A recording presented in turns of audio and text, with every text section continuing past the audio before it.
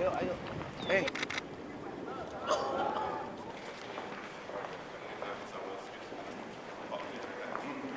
Saya dan Bapak Presiden serta ahli-ahli rombongan telah mengadakan perbincangan yang amat produktif dan menunjukkan bahawa kami berdua mempunyai keazaman politik ataupun political will untuk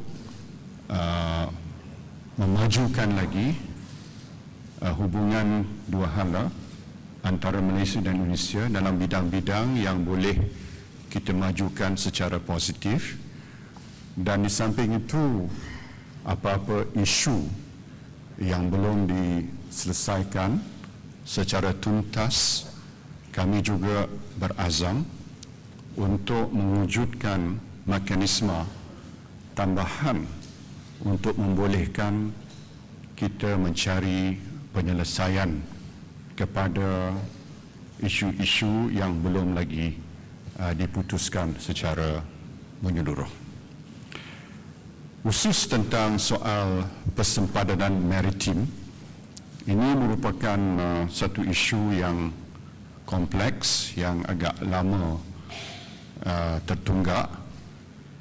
Kami ambil maklum bahawa jawatankuasa teknikal telah pun mengadakan mesyuaratnya sebanyak 26 kali, tetapi belum lagi dapat menunjukkan hasil yang boleh memperlihatkan kemajuan yang signifikan. Oleh itu, kami berdua bersetuju untuk meneruskan usaha penyelesaian persempadanan maritim ini berdasarkan pada dua track, iaitu pertama, track jawatankuasa teknikal yang melapor pada Menteri Luar diteruskan, dan mesyuarat selanjutnya akan diadakan pada 26 hari bulan Februari ini.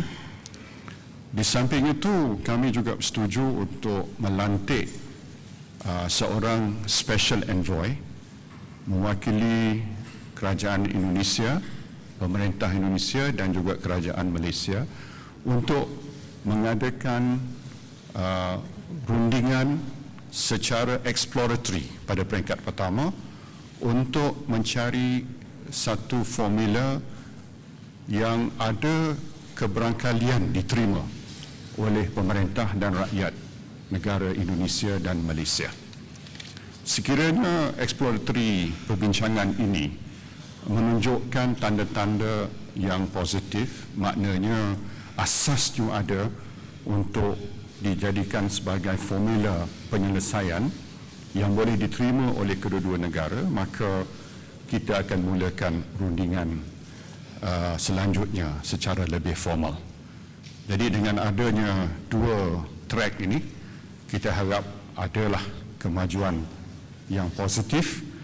Bapak Presiden telah memperlihatkan political will-nya untuk mencari penyelesaian, dan begitu juga dari segi pihak Malaysia. Seperkara lagi yang kita telah bincangkan ialah berhubung dengan masalah nelayan yang ceroboh antara kedua-dua buah perairan.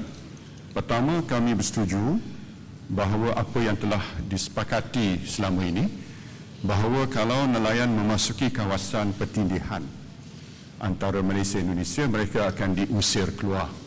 Mereka tidak akan diambil tindakan undang-undang.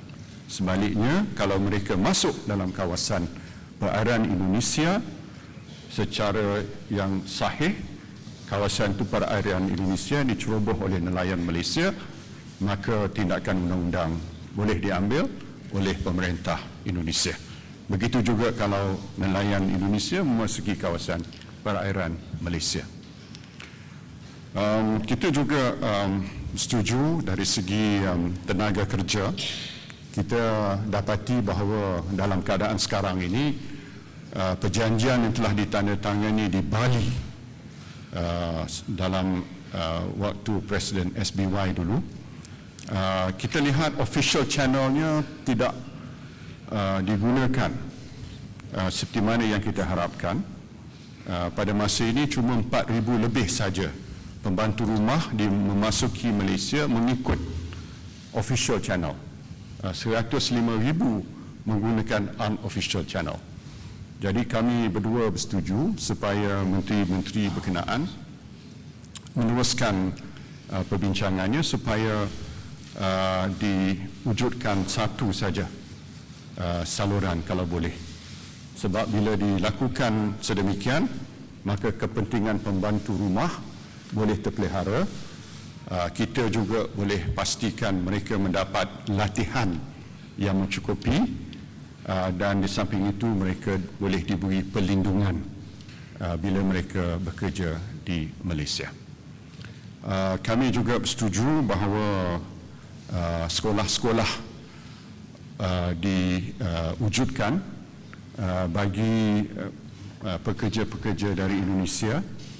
Di Sabah sudah ada 50 buah sekolah Indonesia, dan Kerajaan Negeri Sarawak telah memberi persetujuan supaya diwujudkan sekolah-sekolah yang sama di Negeri Sarawak. Jadi dengan ini, maka apa yang ditetapkan oleh UNESCO bahawa hak kepada pendidikan, right to education, adalah merupakan satu universal right yang tak boleh kita nafikan. Dari segi kerjasama dalam bidang ekonomi, Bapak Presiden dan saya bersetuju supaya hubungan perdagangan ini terus dikembangkan, walaupun sasaran 30 bilion tahun 2015 ini tak mungkin dapat dicapai kerana ikut pada anggaran kita bahawa pada tahun 2014 ini total trade telah mencecah 18 bilion lebih sedikit, 18.25 bilion dolar Amerika. Jadi tak mungkin dalam tahun ini dia dapat mencecah 30 bilion. Namun hasrat kami ialah untuk terus menggalakkan perkembangan dagangan dan juga perkembangan dalam bidang investment. Pada masa sekarang ini terdapat, kalau ikut pada statistik kita, bilangan investment dari Malaysia ke Indonesia ialah sebanyak 3.97 bilion dolar Amerika antara tahun 2008 hingga September 2014, dan Indonesia ke Malaysia ialah 1.89 bilion dolar Amerika. Dan saya telah menyatakan pada Bapak Presiden bahawa Malaysia amat mengalu-alukan pelabur-pelabur dari Indonesia untuk melabur di Malaysia, dan di samping itu Bapak Presiden pun amat positif untuk menerima pelabur-pelabur Malaysia ke Indonesia, dan Bapak Presiden akan berjumpa dan akan menerangkan beberapa peluang keutamaan di Indonesia.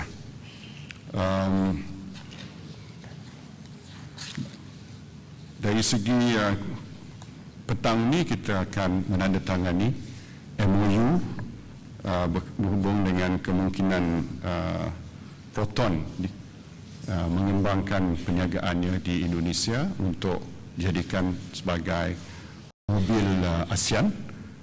Bapak Presiden ada beberapa pandangan dalam hal ini, tapi menunjukkan minat yang begitu serius untuk merealisasikan projek ini. Saya juga telah melahirkan ucapan penghargaan kepada Bapak Presiden atas kerjasama pada Malaysia waktu Malaysia jadi pengerusi ASEAN. Salah satu daripada inisiatif yang kita ulangi, malah inisiatif ini bermula dari Indonesia satu ketika dahulu, iaitu untuk buat common time zone di kalangan semua ibu negara ASEAN. Pada prinsipnya Bapak Presiden bersetuju untuk kita membincangkan perkara ini dengan serius. Mudah-mudahan kita dapat kata sepakat untuk merealisasikan inisiatif ini supaya ini mencapai dua tujuan. Satu, menunjukkan solidariti ASEAN, dan kedua, dia memudahkan perniagaan, integrasi capital market dan urusan perniagaan di kalangan negara-negara ASEAN. Selain daripada itu, pada umumnya saya ambil kesempatan mengalu-alukan economic reform yang dilakukan oleh Bapa Presiden di Indonesia, khususnya mengurangkan birokratik proses, menghapuskan korupsi dan menambahkan efisiensi. Dan juga langkah berani Indonesia untuk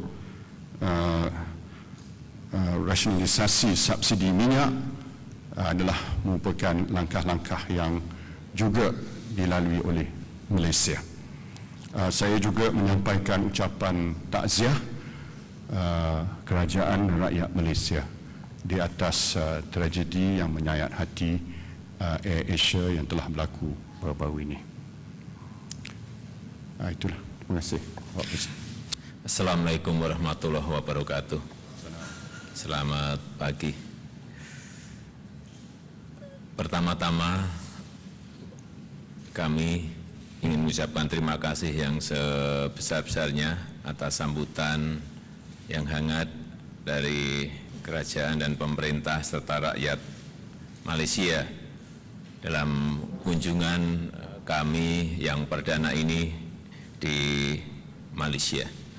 Kemudian yang kedua, mengenai isu-isu bilateral yang menjadi prioritas telah dibahas, baik yang berkaitan dengan perlindungan WNI, perdagangan dan investasi, kerjasama maritim, serta hubungan antar masyarakat. Yang pertama, mengenai perbatasan dan maritim, tadi sudah disepakati untuk membentuk technical committee dan special envoy agar masalah-masalah yang berkaitan dengan perbatasan maritim segera bisa diselesaikan, karena masalah ini adalah masalah yang sudah terlalu lama tidak bisa diselesaikan. Dan yang kedua, yang berkaitan dengan nelayan, tadi juga sudah kita sepakati mengenai penanganan kasus nelayan, baik yang di overlapping area maupun di perairan Malaysia dan perairan Indonesia. Yang ketiga, mengenai tenaga kerja, utamanya yang berkaitan dengan tenaga kerja Indonesia, akan digunakan satu channel saja, sehingga perlindungan terhadap TKI yang berada di Malaysia bisa kita lakukan bersama-sama. Yang keempat, permintaan Indonesia untuk sekolah CLC yang ada di Sabah, tadi juga sudah disetujui oleh Bapak Perdana Menteri, dan ini akan segera ditindaklanjuti karena menyangkut sekolah untuk anak-anak Indonesia yang berada di Sabah. Yang kelima, mengenai nelayan bajo, ini akan segera ditindaklanjuti antara Malaysia, Indonesia, dan Filipina agar juga bisa segera ditangani. Ini sebuah perkembangan kemajuan yang sangat cepat sekali.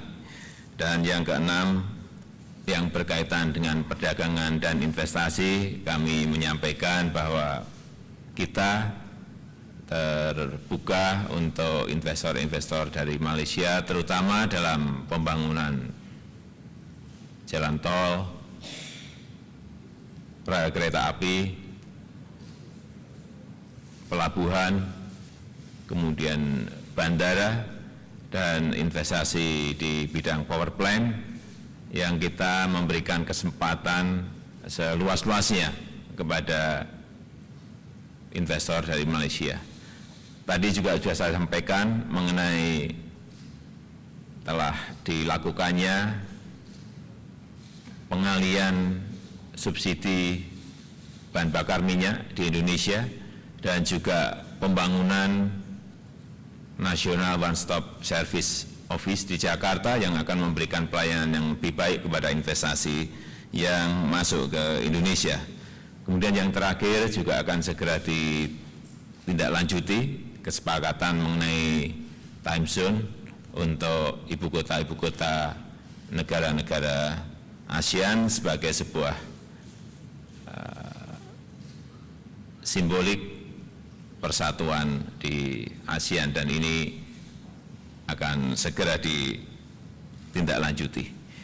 Mungkin itu yang bisa saya sampaikan pada kesempatan yang baik ini. Terima kasih. Assalamualaikum warahmatullahi wabarakatuh.